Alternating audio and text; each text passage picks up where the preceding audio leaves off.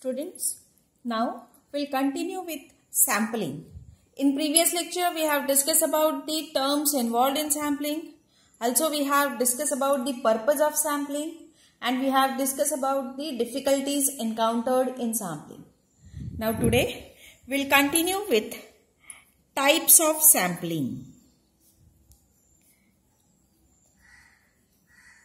Types of sampling.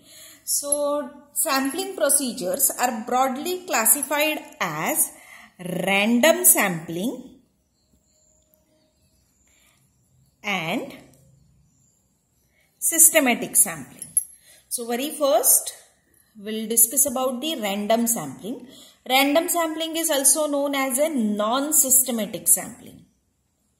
So, this random sampling involves selection of samples without any bias or prejudge. So, in this method, each and every part of universe, or you can say that each part of the bulk material has equal chance of being picked up as a sample.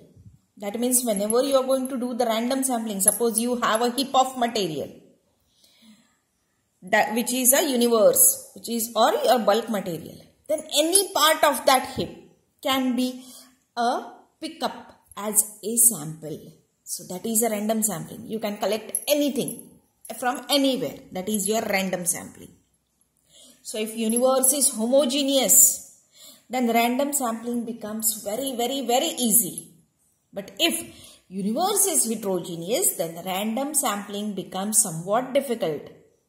Because it may happen that when you are going to do the random sampling, at that time only you may pick up the part of interest or only you may pick up the part of impurities.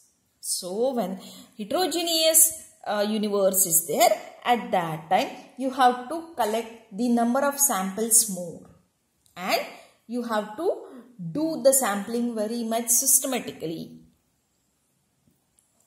One more thing, when heterogeneous universe is there, at that time, even you can classify the universe into the categories of same characteristics.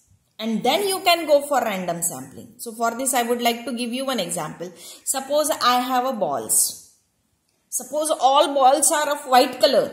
Then my universe is homogeneous. I can select any ball and I can use a random sampling. But suppose I have a balls of three colors, say red, green and blue.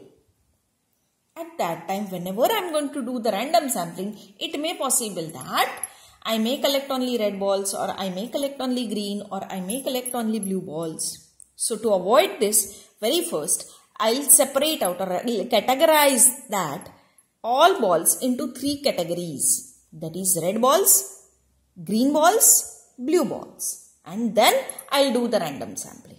So it will be more better. So this is about the random sampling. Next, random sampling is also known as a non-systematic sampling. Now next we are going to discuss, that is systematic sampling. Systematic sampling or also known as a non-random sampling. So, as name indicates, in systematic sampling, the sampling units are drawn in a definite sequence at equal interval from one another. See, I am going to repeat it again. In non-random or systematic sampling, the samples are withdrawn in a definite sequence at equal intervals from one another. So, due to this, what will happen? Especially, we have discussed in case of difficulties encountered in sampling. In that, one difficulty is the physical nature. So, suppose your material or universe is present in a mine, then randomly you are not able to do the sampling. So, in such cases, systematic sampling is used. So, whenever the material is passed through a conveyor belt, at that time, you can collect the material at regular time interval. So that is systematic sampling. Or suppose if you are working in a tablet manufacturing company and suppose 10,000 tablets are manufactured per day, then every 100 tablet is picked up as a sample. That is an example of your systematic sampling. So this is about random sampling and systematic sampling. Now we'll start with our next beat, that is a sampling of gases. As I have told you, our sampling chapter contains, or sampling unit contains mainly the sampling of gases, solids and liquids. So very first we'll start with the sampling of gases. Now sampling of gases is totally different than the sampling of solids and liquids. The procedure which you are going to use for the sampling of one type of gas may not be useful for the other type of gas. Therefore, the sampling of gas becomes difficult. One more thing is that whenever you are going to do the sampling of gas, preservation of gaseous sample is very difficult. Because many times it happens that whatever the sample gas is there, that may get contaminated with the air, may get mixed with the air. So generally whenever you are going to do the sampling of gases, the analysis is also simultaneously done to avoid the contamination. Now we'll discuss about the sampling of gas. So whenever we are going to do the sampling of gas, it is classified into two categories. One is ambient sampling and second is stack sampling. So very first we'll discuss about the ambient sampling. Very first we'll discuss ambient sampling. So word ambient means surrounding. So ambient sampling means the sampling of atmospheric gases, or simply you can say that the sampling of air, or air sampling is your ambient sampling. So in sampling of air, you have to consider so many factors such as wind. So velocity of wind you have to consider, direction of wind you have to consider, temperature. As we know, temperature changes, daytime temperature is different, in the morning temperature is different, in the evening it is different, in the afternoon it is different. So you have to consider temperature. As well as nowadays we are facing much more pollution problems. So whatever the pollutants are there, that also you have to consider. So whether you are going to do the air sampling which is very close to the road, so you have to consider the pollution due to the exhaust of vehicles. Whether you are going to collect the air sample from the factory, industrial area, then you have to consider the pollution due to the factory or industry chimneys. So all that factors must be considered.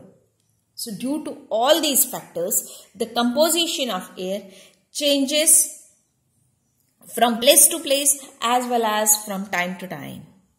So whenever you are going to do the air sampling, at that time adequate number of samples must be collected. One more thing, whenever you are going to do the sampling, at that time the sampling method is also important.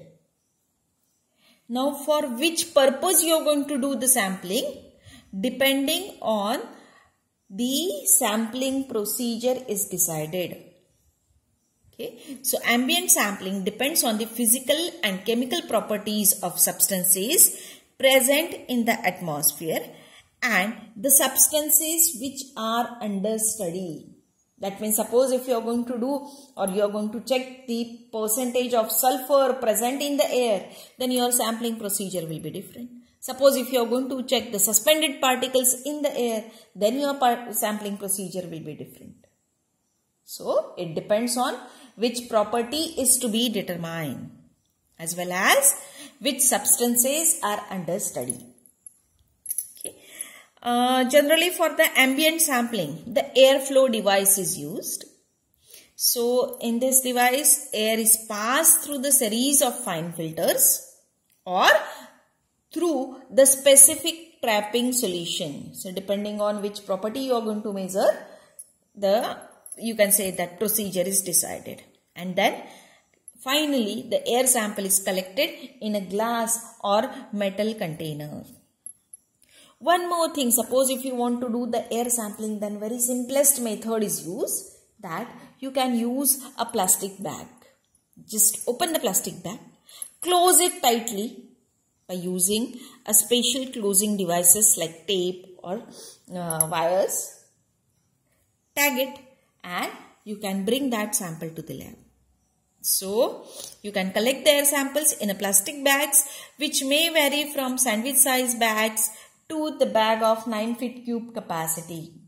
So such a different you can say that ways are used to do the ambient sampling or air sampling. Now next I have told you that stack sampling. Stack sampling. So as name indicates, stack sampling. It indicates that sampling of gases which are drawn for the analysis from the closed system, that is, which is other than the air, so such as tanks, cylinders or flowing through the pipes, that is known as a stack sampling. So stack sampling is a sampling of gases which are present in a closed system. Now whenever we are going to study this stack sampling, at that time the stack sampling is studied under two heads: the apparatus used for the stack sampling and the general procedure used for the stack sampling. So we are going to study the stack sampling under two heads: apparatus and the procedure. So very first we will discuss about the apparatus used for the sampling of gases from the closed system. So very first I will show you the schematic diagram for the apparatus. So this is a schematic diagram of apparatus used for the sampling of gases in a closed system. So apparatus consists of a large cylindrical glass container. Generally it is a glass container, or even you can prefer a metal container, with the capacity of 250 cm cube or even few liters. So from 250 cm cube to few liters capacity containers are used. This container is always equipped with the two stopcocks. So stopcock E and F are there, which is at the entry point, or you can say that at the top and at the bottom. So these are the stopcock E and F. Through a ground glass joint D. So this is a ground glass joint D. This sample container is connected to a small glass vessel Q, which is known as a sample probe. So this is a small glass vessel which is known as a sample probe. This sample probe is tapers off into a long tube which is placed in a mercury reservoir with a stopcock B. So this sample probe tapers off into a long tube with stopcock B. This long tube is dipped in a mercury reservoir. This mercury reservoir will act as a gas trap. So excess of gas is there that will be trapped by this mercury reservoir. This sample probe has two more stopcock A and stopcock C. So stopcock A is connected to the container of the universe, or which is connected to the container of bulk material, or which can be connected to the container of bulk material, while stopcock C is connected to the vacuum pump. So whenever necessary you can use the vacuum pump. Okay. So this is all about the apparatus used for the sampling of gases. I'll repeat, it consists of a sample container with stopcock at top and bottom. Through the glass ground, it is connected to this small glass container which is known as a sample probe Q. This tapers off into a long tube with stopcock B, and it is dipped in a mercury reservoir which will act as a gas trap. It is connected to two more, you can say that, stopcocks A and stopcock C. Stopcock A is connected to the, or you can say that you can connect it to the bulk material container, while stopcock C is connected to the vacuum pump. So this is all about the apparatus used for the sampling of gases. Now depending on this, the two methods are used for the sampling. So first method is static method. Static method, which is used for the sampling of gas. So in this method, very first container is evacuated. So for better evacuation, the stopcock E and stopcock C are kept open. So stopcock E and stopcock C, only two stopcocks are kept open and remaining stopcocks are closed. After evacuation, the stopcock C is closed. After evacuation, stopcock C is closed and stopcock A is open. See, stopcock C is closed and stopcock A is open. So through this open stopcock, the very first gas is admitted into the sample probe and then enters into the sample container. When desired amount is filled in a sample container, stopcock A is closed and very first stopcock E is closed and then stopcock A is closed, and sample container is detached from the sample probe and you can use it for the further analysis. For the better, that is you can say that better accuracy or desired accuracy, the process is repeated, that is evacuation and filling process is repeated. That is again stopcock C is open, E is open, the container is evacuated, stopcock C is closed, stopcock A is open, gas is admitted, again it is closed. So process is repeated for 2 to 3 times. And then finally the container is detached from the sample probe and you can use it for the further analysis. This method is preferred when the poisonous gas is to be sampled. Okay, so this method is used whenever the poisonous gas is to be sampled. As well as this method is preferred when small amount of, you can say that, bulk material is available for the sampling. Now next method is dynamic method. Dynamic method. So in this dynamic method, stopcock C is closed, stopcock A, stopcock E and stopcock F is open. Stopcock A, stopcock E and stopcock F is open. So gas is admitted through A, enter into the sample probe, enters into the sample container and flush through it. Then stopcock F is closed, stopcock E is closed, stopcock A is closed and then container is detached. So in this way the process is repeated for several times so that whatever the residual gas which is present in the sample container, that will be completely removed.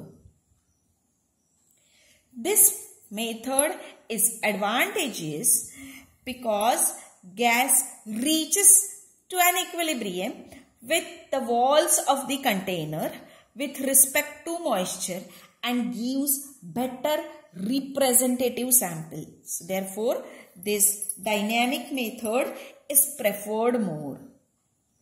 But again, this method we can't use if your gas is poisonous or if the very small amount of sample is available for the sampling.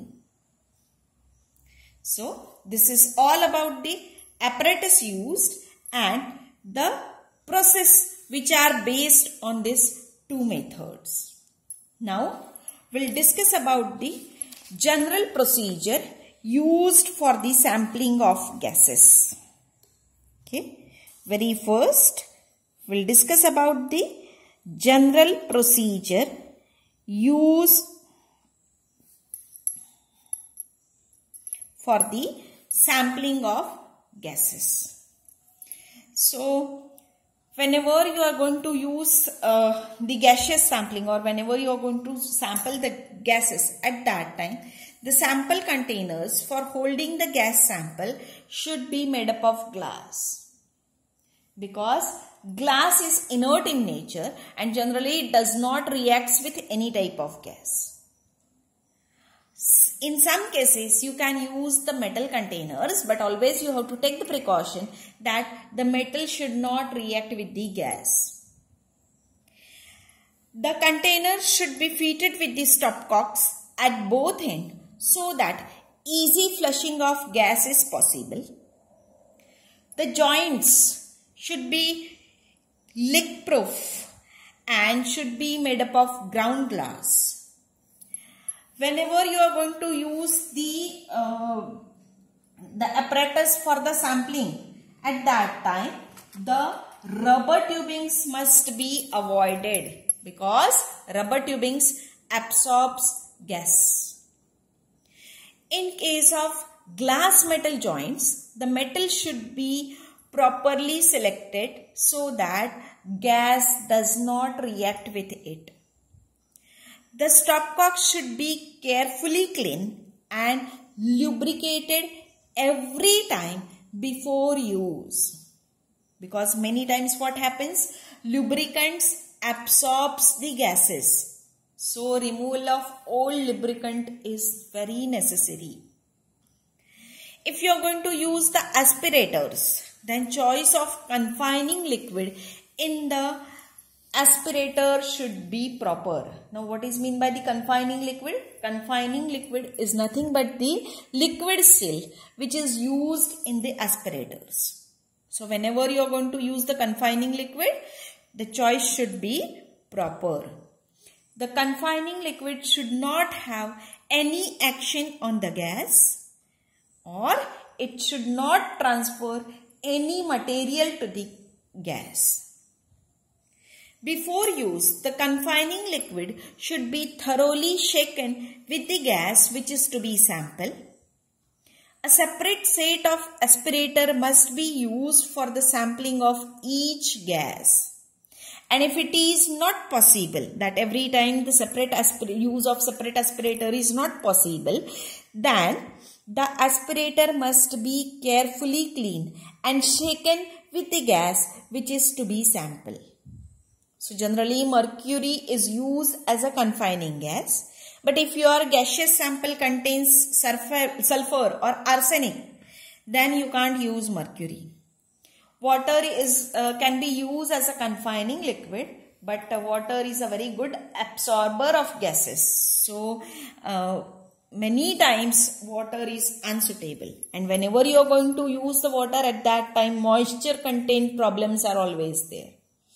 So, many times the 20% solution of NaCl acidified with HCl or 20% solution of sodium sulfate acidified with H2SO4 is preferred.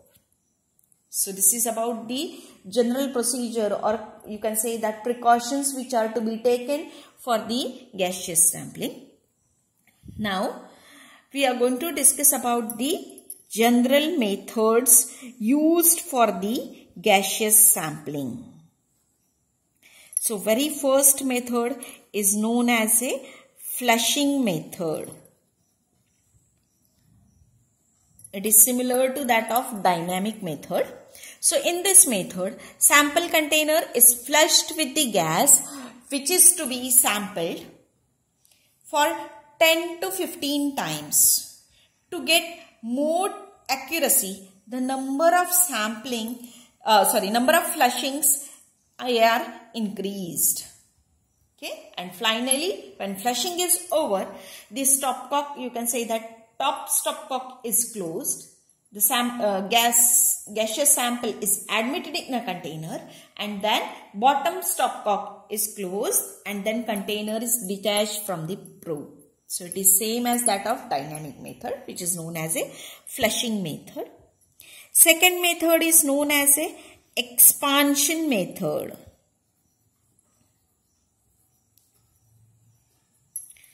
Expansion method is similar to static method. So in this method, sample container is evacuated and then gas is filled in a container. During evacuation, sufficient time must be allowed for absorption of gases to the walls of container, as well as complete removal of moisture should be ensured. So generally expansion method, or you can say that static method, is preferred when small amount of universe is there or the gas is poisonous. And one more method is there, which is known as a displacement method. Displacement method. So in this method, a liquid is used to displace the all gas or air which is present in the sample container. So generally for this purpose, the water is used, and then the gas which is to be sampled is introduced in a sample container. Generally this displacement method is not preferred, or it is not the accurate method of sampling, because gas may get saturated with the vapors of the liquid which is used for the displacement. So suppose if you are going to use the water for the displacement, then your gaseous sample may get contaminated with the vapors of water or may get contaminated with the moisture. So it is not a very accurate method, but sometimes it is used. So this is all about the flushing method, expansion method and displacement method. And that's all for the sampling of gases. In next lecture, we'll discuss about the sampling of liquids. Thank you.